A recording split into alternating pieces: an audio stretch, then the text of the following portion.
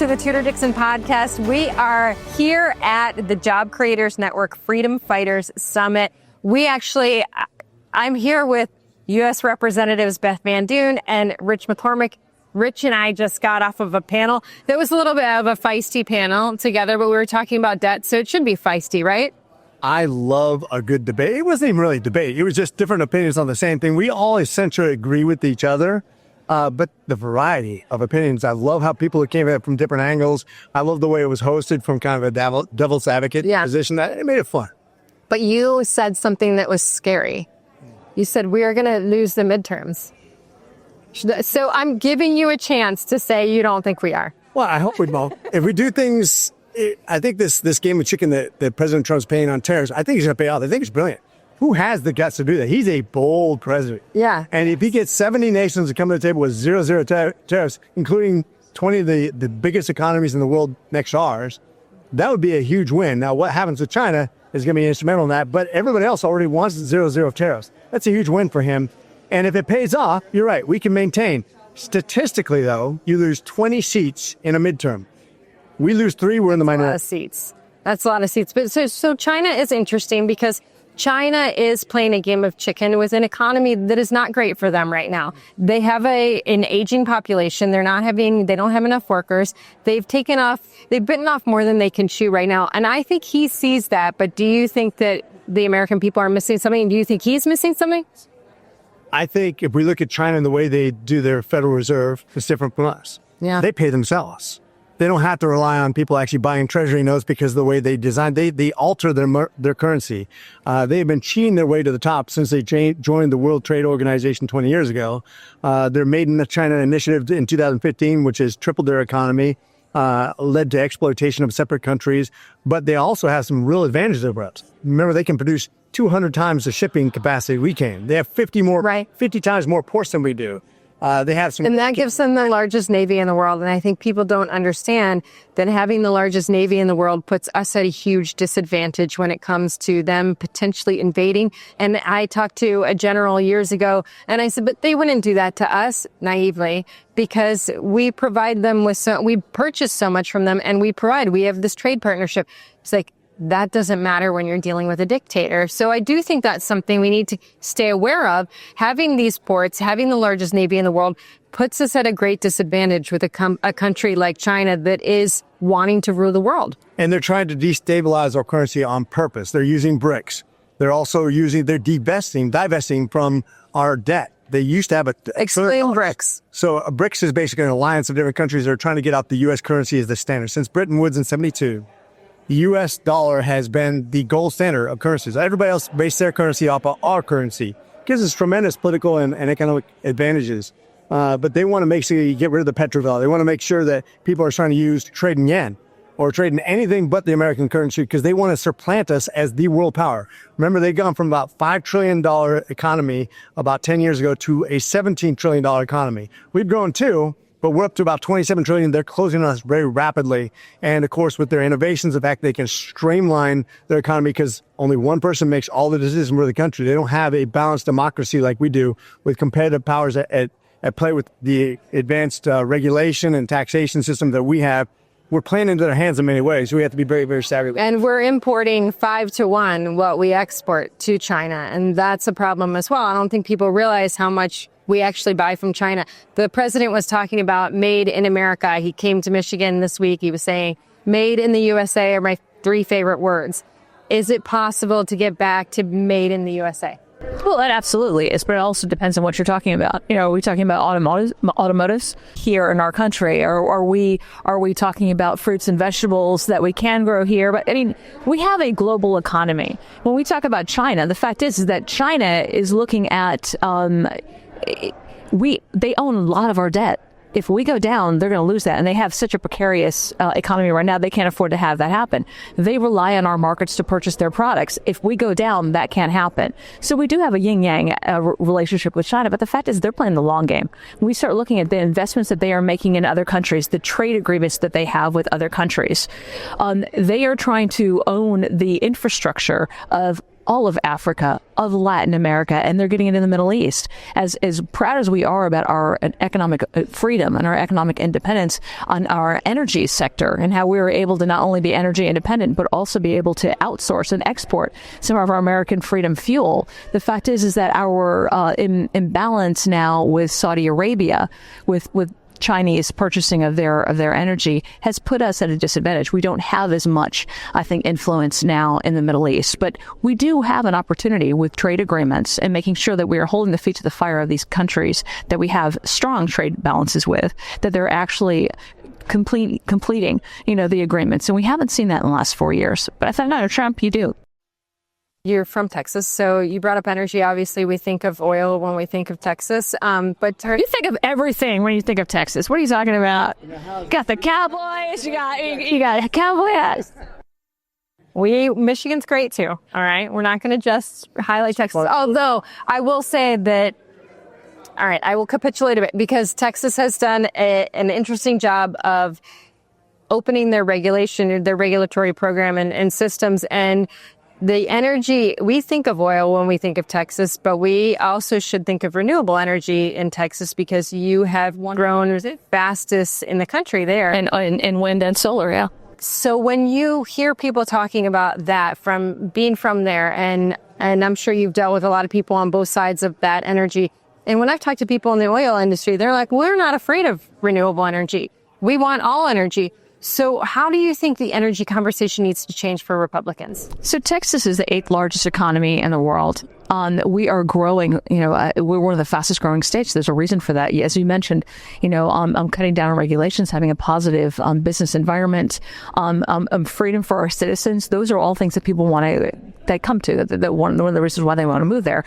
But we also have, with that growing population and the growing businesses, we have a higher and higher need for energy. So we are all of the above. And, the governor, and I'm very thankful for this, is pushing now for nuclear.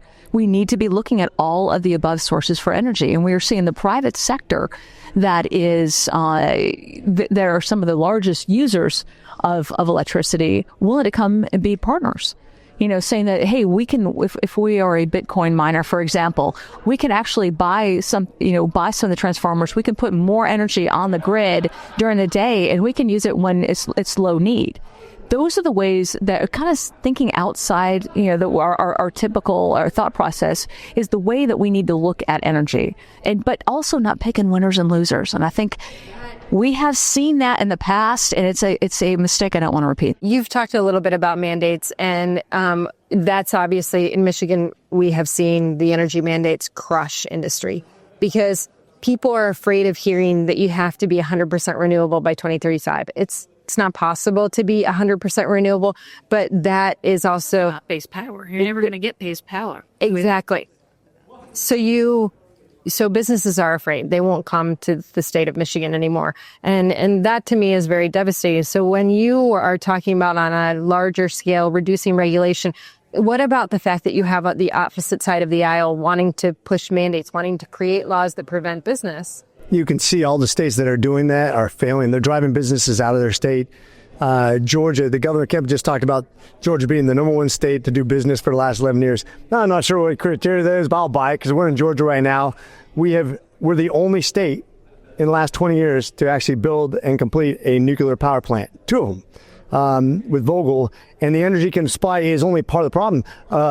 The solution, I should say. And if you look at the natural gas that we have in America, the other clean energies we have, not just the renewables, but actually things that don't put out a huge carbon imprint. And quite frankly, I'm not even concerned about that. If you look at the amount of carbon that the United States puts out, it's infinitesimal when you compare it to the atmosphere and the impact we had. There's tons of books written on it when you follow the real science.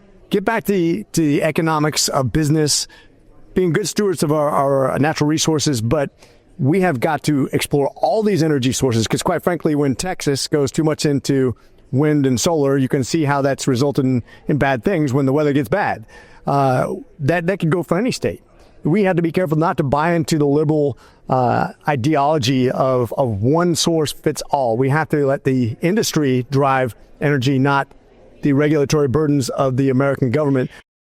So in Texas, how do people feel when they end up with a solar field near them or a wind? Because that's something that, I mean, I think that's where the American people get nervous. They're like, are we going to have food? Are we going to have food issues, food insecurity, or whatever the word is that we use, which is just people not having enough food? Are we going to end up with... Actually, the definition is not having a grocery store within like 2 miles. Well, I guess I would say I would worry about farms, like, well, do we have farms within 2 miles? And that really is a question. Are we going to lose our farmland? The reaction in Michigan has been interesting. They want local control of that, and that's been taken away. How does that work in Texas? We've got a lot of land in Texas, and not all of it is, necessarily going to be farmland. All right. We got a lot of ranches in Texas. But it's one of those things when we talk about food.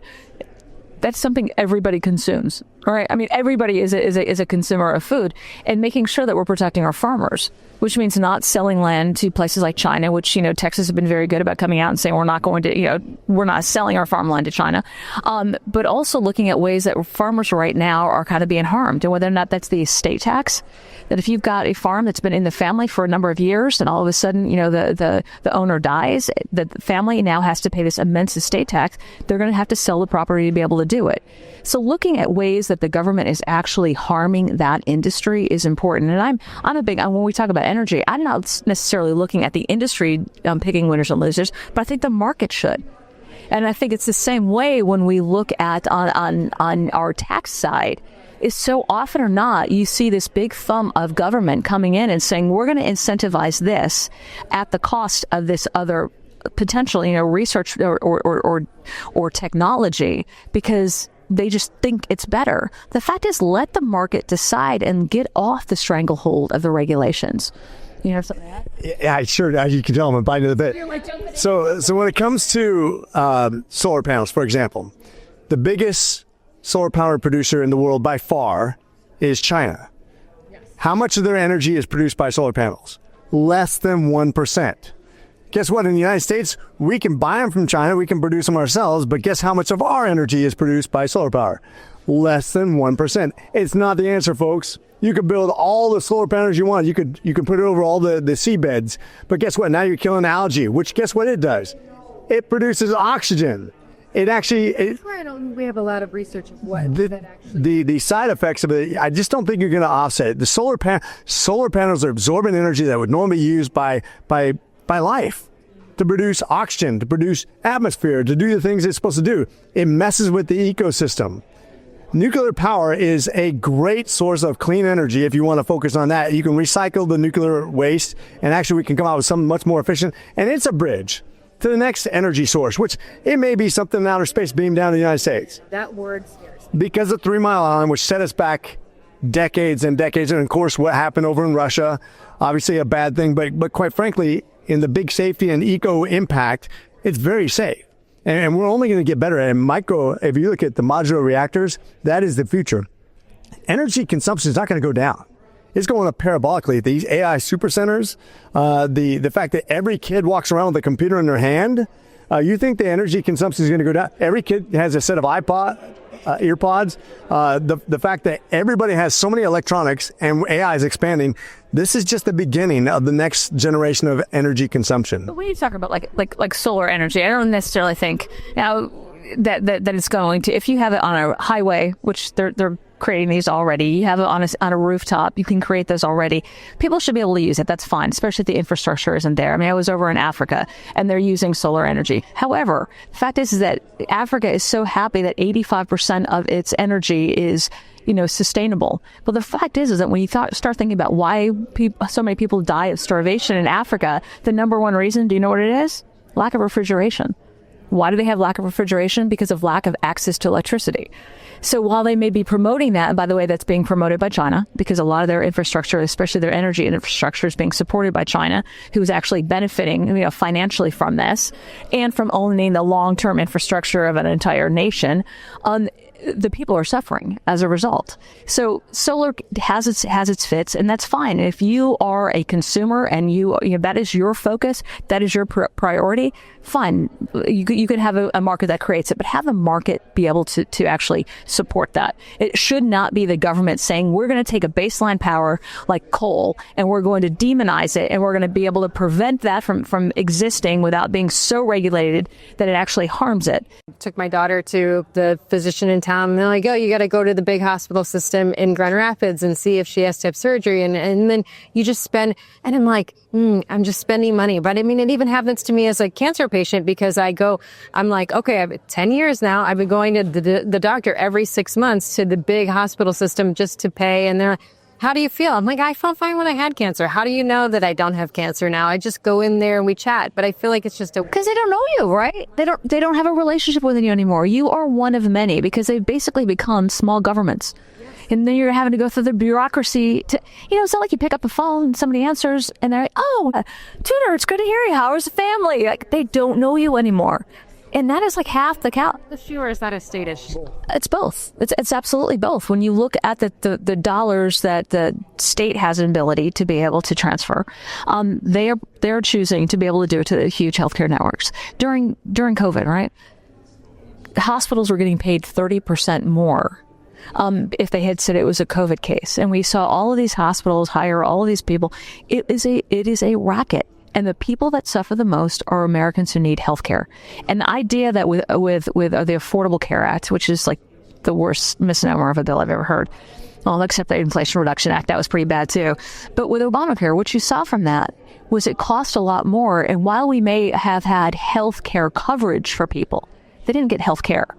So there were not, they may have been covered for insurance, but they didn't care. And the fact was, before they even started that initiative, Obama knew that 85% of all Americans already had some type of health insurance. It was the 15% that they were fighting for. And instead of making a really smart decision to help that 15%, what they did was they disrupted the entire industry. They put these massive health insurance companies in charge of everyone's health care. And as a result, decreased access, decreased quality, and increased costs. And quite frankly, this 15% without health insurance, a lot of those were young, healthy people who didn't need health insurance, quite frankly, but they needed them in the system to pay into it, to pay for everybody else. So it was on purpose a design to eventually force us into, I'm convinced that Obamacare was a first step to socialized medicine, which is ultimately what they want. They want Medicare for all, knowing that it's not going to pay the bill, knowing it'll have an automatic increase, just like we do with our mandatory spending. Every year it's just going to increase because it has to, and it's not going to save any money. It's not competitive. It ruins the competitive nature of making medicine better and cheaper, which is what happens when you don't have insurance companies dictating the prices. But on the regulatory side, for example, I asked the doctors, how much time do you actually spend talking to your patients? Like, come on, when you go into your room, and you know this, and we all know this, when we go to the doctor's office, max. Right, usually not even that.